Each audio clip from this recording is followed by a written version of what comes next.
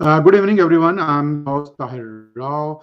My viewers, I would like to talk today about the Canadian politics, current political situation, which is going on here in Ottawa, and you also felt some, in Toronto. Also, protests were organized during the weekend. Right now, Canada is going through a drastic political change and mindset, and it could have a longer effect on Canadian political landscape of the future. We can say that it will remain many years, and it could affect the basic fabric of Canadian politics. Right now, what is going on in Ottawa, a lot of people are saying that it's not Canada, but a lot of people also saying, hey, this is Canada, you should this is the reality. You should understand our national capital is under siege, it is under hostage, people are occupying the Parliament Hill, the all area, they are occupying, like they are enjoying their freedom, but they are not the respecting the others freedom. So one group is occupying and making a hostage of the whole city. So that's the new reality of the Canada. Fortunately or unfortunately, we have three bigger party, largest party in Canada, Liberal Party, of course, it's the ruling party, and Conservative Party of Canada, and Jagmeet Singh's NDP. They are in the parliament, but there are other lot of parties which are not in the parliament, but they have their point of view. And of course, in the democratic process, we have to listen to their point of view, which are not getting the attention in the media. But we have to see that what is their point of view, whether they make a logic, they make some sense or not. So today I invited Dr. AQ Rana. He is leader of the Centrist Party of Canada, and we will talk about what is going on in Ottawa. And I'll put three questions in front of him. First of all, we will talk about the current the Freedom Convoy, or the trucker march. And right now it's a turmoil in the Conservative Party of Canada. Also, their leadership is changed, and they are running for the new. They are looking for the new leader. So we will talk about we'll take his point of view on that. Welcome, Dr. Rana, in my show. Thank you so much, Mr. Rao, for inviting me. It's always a pleasure to be at the Hyde Park. Oh, thank you. So we will talk about, first of all, the trucker march, the freedom convoy. So when we talk about the freedom, so what kind of freedom they are looking for, and what is their point of view, and how you see as a leader of centrist party, where other political parties are standing, and what is their point of view, whether you support their point of view or you oppose their point of view, or you have some, what is the solution for that? Now it's a standoff. What happens Yeah, is happen, but it's not standoff. yeah, we live in a democratic, country, and expressing your opinion, the freedom of assembly, freedom of association, is an Yes. integral thing to democracy, and people have right to protest. They have different opinion, so they want to convey their opinion to the higher authorities. So it's their basic human right. However, it should be done in a peaceful way, and it should be done in a way which does not, cross limits. We do, understand that people are fed up. COVID has been going on for a long time, and Mhm. people are expressing their frustration. But beside the vaccine mandates, vaccine mandates, it seems that there are some other, as time is showing, there are some other factors which are involved in this convoy too. Mhm. Yeah, so that's my point. Like, first of all, they raised a lot of fund. $10 million is a hell of amount here, and there are, like, people are saying, there are rumors and the news is appearing that it is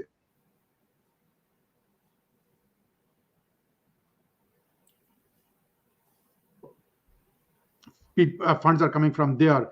Right now, it's GoFundMe is also under investigation, and they stopped their funding. So, what do you think? Is it is only limited to the people are just expressing their frustration, or they are exercising their right to protest, or it's a beyond that? What do you think about that? Is it a greater like scheme of things? They are exercising their right of freedom, but they are going beyond limits. They're crossing limits, especially now as the time goes by. And I think there are several factors to this. First of all, like demands like, they are asking the Governor General to dissolve the parliament, appoint a Citizens of Canada government, and have unelected people take the control of the country, and then move Mhm. forward. I mean, this is completely, completely unacceptable. But if you look on the other side, that there are many people who have joined from US. There have been donations which are anonymous, and they're donations from Yeah. US. So it seems that one of their goal might have been to have a January 6 in Canada. So that Mhm. and also the opposition in all the parties, including NDP, Conservative Bloc, their role has been, unfortunately, their role has been very questionable. I don't think they are interested to resolve this. My feeling is that all the major opposition parties, including Bloc and Conservative and NDP, they are doing political point scoring, and they want to, indirectly, they want to paralyze the government, and take the advantage of creating an impression in Canada and Canadians that there is no liberal leadership, and the liberal leadership or the government is not capable of solving this problem. Okay, so you talk about opposition, of course. So we will I'll ask specific questions. You can analyze both point of. What do you think about first of all? So putting a mandate for vaccination mandate for crossing the borders, is it a justifiable? What do you think about that? Or it's a freedom? They are asking that we need a freedom of choice. We are not asking more than that. Yeah. Yes, people have right to refuse. People have right to decline. It is their own health, right? So Yeah. they can say no to vaccination. There is no force. But what happens is, when you become a risk to others, right? Then you're Mhm. not Yeah. only posing a danger to yourself, but you are posing a danger to other people. For example, there is a person. There are 100 people who have seizures, right? They Yeah. lose consciousness, so the government would stop them from driving. Now there is a group of 10, drivers. They say that we don't want to take seizure medications, but we want to drive. So no government would allow them, because they are not only risk for them, they are risk to the others. That's one thing. And the Yeah. second thing is, the same mandate applies in US. Even if the Canadian government removes the mandate, they still can Yeah. go to US, right? So that is the Yes. issue. And then about 90%, or majority of the drivers, they are vaccinated. And these people who are in the convoy, they are also claiming that many of their drivers are vaccinated as well. So if many of Mhm. their drivers are vaccinated, what is their goal of doing this? So politicians, unfortunately, no one expected that this would go to this extent. People thought that this may be Mhm. a weekend thing or something. So the politicians, like Michael Cooper, he was serving coffee to them when this convoy started, and then there were some leaders who met them. They were providing them diesel. They were getting selfies with them. So they were endorsing them to make it anti-government thing, right? And Okay, now so they're what? having. Yeah. So from that point of view, first of all, I would say like you are saying that nobody's expecting. So if a common man or like it's expecting or not expecting, we can understand. So it's a personal thing, and choices are personal. When the government the sovereign, the state is unexpecting something. So it's a major concern for as a Canadian citizen for everyone. Like where are our intelligence agencies? Where are the RCMP? Where are the other our secret services? So why they can't anticipate that? Isn't a state failure, or is it a government failure to anticipate or just take precautions, or they don't know what is happening, where they are getting a funding and all that thing, so they underestimated that all that things. Yeah, I don't think this is a failure. I have a lot of disagreement with Mr. Trudeau and the Liberal government on many policy issues, but on this issue, I think this is a collective issue of the whole nation. I don't think the government is failing, and I think Justin Trudeau has done the right thing. You know, people, especially the opposition parties, want him to move very fast, use the law enforcement, and if Mhm. some person dies or injured, and it will become a big mess, right? So Yes, he of has course. taken a very bad position. He is giving them time to think. However, I still disagree. I believe that the opposition and the government, they should have made a joint committee of the MPs from all Mhm. the parties, All Bloc, the parties. NDP, and opposition, with the Minister of Public Safety, and they should have met them. The leaders of the convoy should have been met, because what happens when you engage in conversation and discussion, when you meet people and when you sit down and talk, this does cool down the atmosphere.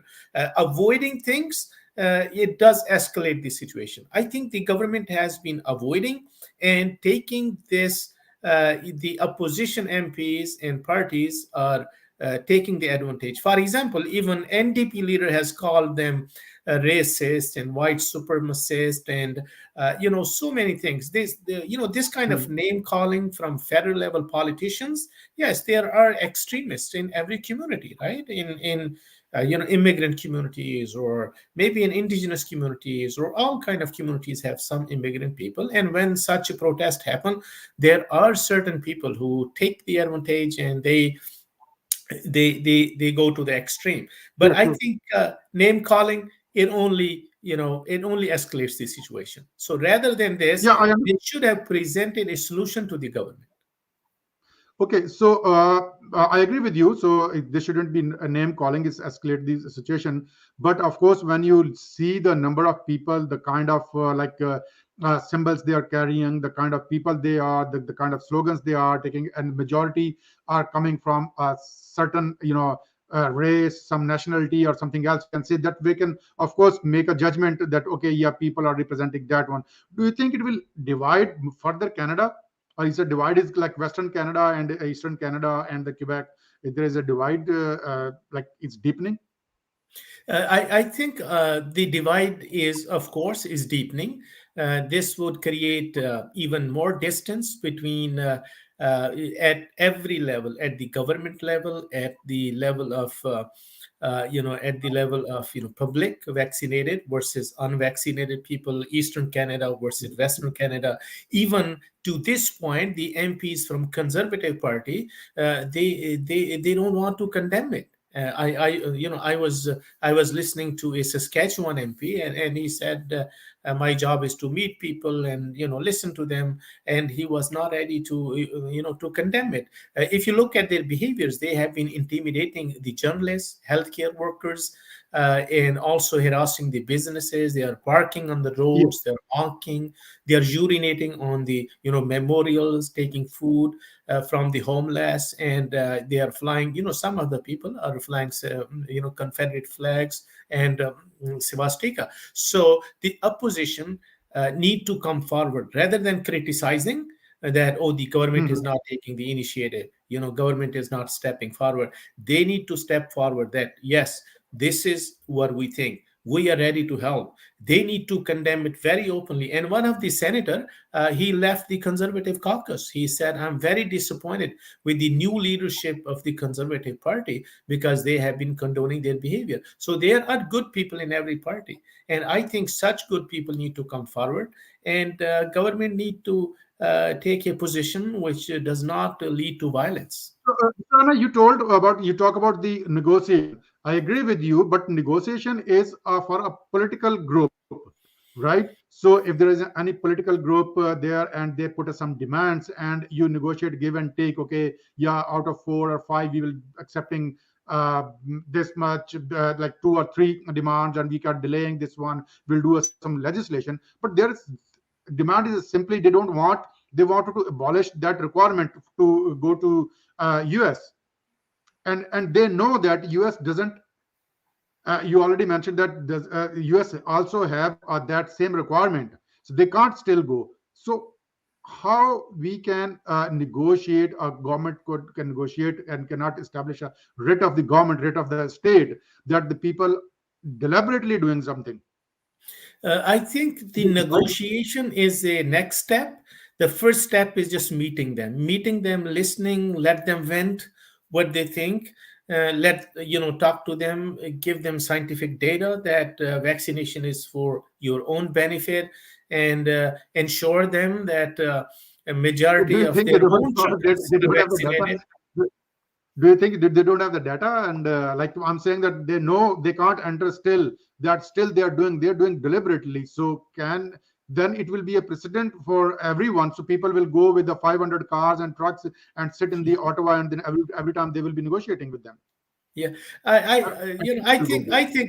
yeah, I think meeting uh, them, listening to them will cool down. Maybe some of the people who are moderate, not everyone in this protest may be extremists. Some people might start leaving when the government shows initiative and the opposition. When the politicians, all politicians, they stand united, they will understand it too. I think they know that the parliamentarians are divided and they are taking the advantage. I was listening to one video. One of the organizer was saying that in unofficial capacity, we have been having conversations and a link with the conservative MPs. So I think the opposition is like they're trying to backstab the government just to So you are saying that So you're saying that the opposition is not, as well as government is, like they are lingering on the situation, so it will be fizzled out ultimately, and they will get, like, they are. It's a nerves game basically. They're playing with their nerves. So how long they can stay there? But opposition, yeah. you are not saying they are not playing the right role. You are suggesting that there should be a collective voice from all political parties, whether it is opposition or the government, and they should give a clear, loud and clear message to the anti-vax. Okay, hey, you are doing an outlaw. You are not allowed to do that.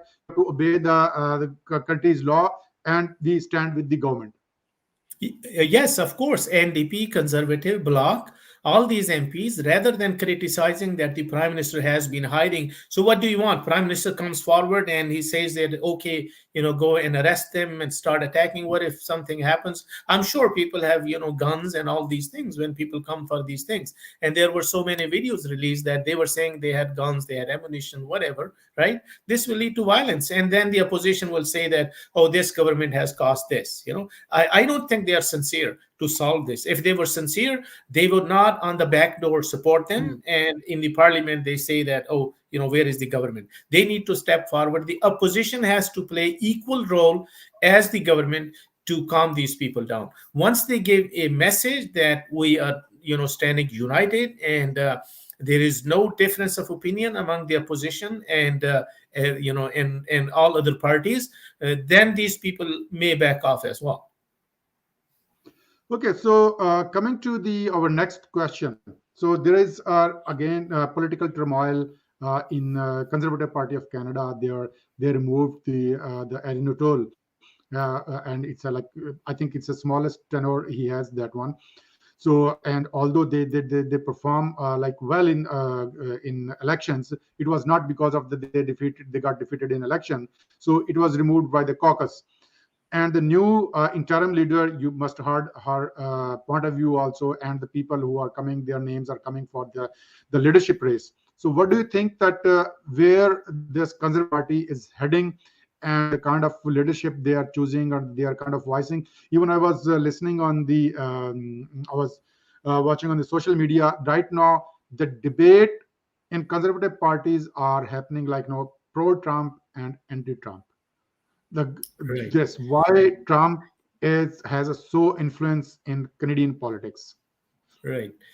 uh, you know, I usually don't like to comment on the internal politics of the Conservative Party or any other party, but Mhm. at the end of the day, we are well wisher of all the parties. We want all the parties uh, to be progressive, to be inclusive, to be in best shape to serve Canadians.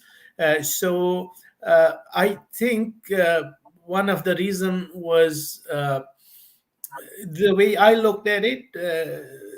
The first leadership election in which Aaron O'Toole was elected, I think everyone was thinking that Peter MacKay would win easily. He Mhm. was more senior politician. He had a bigger profile, and he was one of the founders of the Conservative Party. But what has happened, the and he looked more moderate, but the Aaron O'Toole and the other two candidates, they were more socially conservative, and Aaron O'Toole gave them an impression that he's also socially conservative at that time. So he got the Mhm. vote of the, I think, fifth and the fourth, or the fourth and the third candidate, and this is how he was able to win in the first place. It was very surprising for people that that Peter MacKay lost and Aaron O'Toole win. So when Aaron O'Toole win, so he tried to make some changes. For example, on carbon tax. He was always opponent of carbon tax, but he brought his Mhm. own carbon tax, which was actually worse than liberals' carbon tax. Then he also tried to move party to a little bit close to center, so that became a problem with the social conservatives in his party. There had been some movements from the from several weeks. There was a motion, I think, from one of the senator from Saskatchewan, and she was expelled from the caucus. And then finally, with the Convoy, I think. Uh, so the social conservatives probably put a pressure, and this is how he was expelled. He also made a mistake that he put a review of leadership in August 23rd, which is like more than 1.5 years. If he would have done this earlier, I think, then he could stay the leader, and the leadership review would have been earlier, and probably the opposition to his leadership would have been less. But anyhow, Mhm. now he is gone, and it seems to me that uh, they would. I mean, the Conservative Party is divided now, and they, as you said, they have extreme extreme right wing and a little bit moderate right wing. Probably, it looks that with the announcement of a Ottawa MP for a leadership, he is quite. He is perceived very aggressive. There will be a division. I have not seen any other prominent people announcing. I don't think Peter MacKay has announced, or the mayor of Brampton. I have heard he might jump into the race, but so far there has been No, no. even Doug Ford also says he is not looking for that. Excuse me.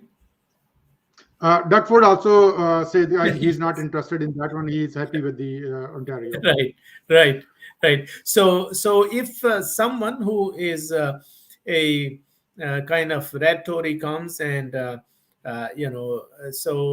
we'll see what happens. So if they elect a very strong blue Tory, I think they would face a problem in next election again. Okay, so but the thing is that if they go with that route, so it will be not good for Canada. Also, the divide will be deepen. It's not matter of winning or losing the election. So either other than that, in the society, we are going through towards polarization. Right. The, What the do the you think? worst of the polarization in this country started in 2006. In 2006, the Conservative Party takes over, and they start. I mean, their whole record. If you look at it, it's very disappointing. The way they work, they were so anti-minorities. Uh, you know, uh, uh, at that time, the previous prime minister, was questioned whether he would take an action about the inquiry of the indigenous, women and the girls who were murdered, and he says in the national media that that's not his priority, right? With the SARS, instead of sending the PPE and instead of sending the sanitizers and supporting the communities, he sent body bags to the indigenous people, and then also other minorities were very badly affected. He blamed one of the Sea MP in the parliament of the terrorism. This was the prime minister. He was talking about other communities like they don't belong to Canada. So he and then in 2015 he introduced this barbaric cultural practice tip line, and that was the reason they suffered a very big defeat in 2015. And unfortunately, Mr. Rana, what yeah, for that one, of course, it's a very deep-rooted democracy in Canada. It's like always been practiced, and the people vote for the party and the ideology and the platform. But of course, the leader also play very, very important role, and the people, personal, the leadership style, their personal clout and charisma. These also play a very, very important role in for any success of any party. I think Canada is facing leadership crisis at the moment. There is no big leader who can lead the country and who can unite the country, whether coming from Liberal Party, Conservative, or NDP. A very strong leader, you can say, the personality wise.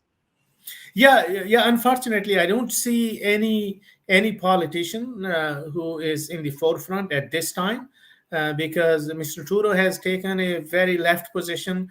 He has been he like seems like a leader of the Eastern Canada and Ontario and Quebec. He has completely ignored the Western Canada. On the other side, the Conservative Party is so divided that I don't see anyone who can bridge this divide.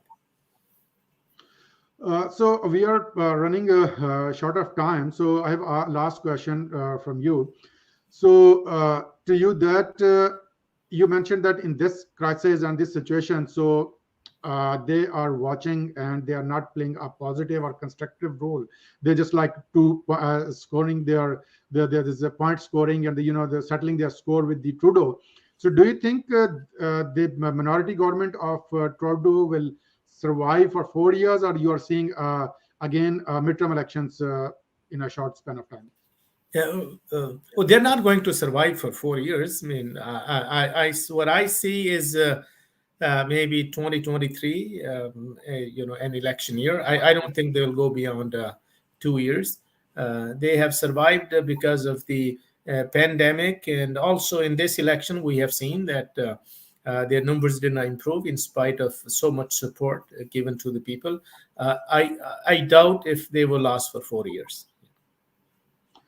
Okay, thank you very much, Dr. Rana. So you for your time and your enlightened talk, and of course, people are listening to you, and hopefully they will make a wise decision in the coming elections. And of course, they are watching the current situation and they know where who's standing where. So people are, of course, it's a democracy. They have to make a choice, and they are very educated, and they always apply their mind. And we can't deny the importance of the collective wisdom.